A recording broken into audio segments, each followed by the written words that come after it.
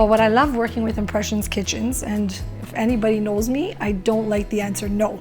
So clearly, they always come up to task. Whatever design I show them, everything is customized, which I absolutely love. And if it has to be an absolute no, there is always 100% a solution that will be better.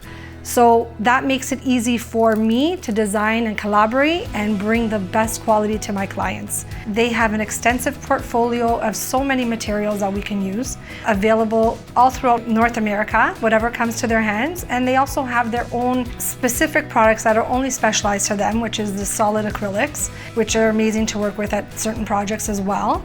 So working with Impressions, this is what is amazing. The absolute almost never saying no to any design that we want to create, and it seamlessly works like that.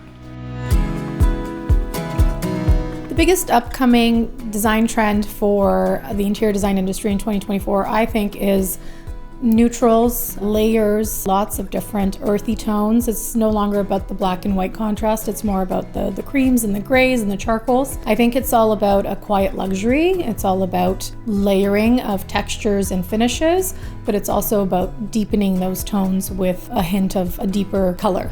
Working with Impressions Kitchens is a little different than working with some other manufacturers and fabricators because we've had such a long-term relationship.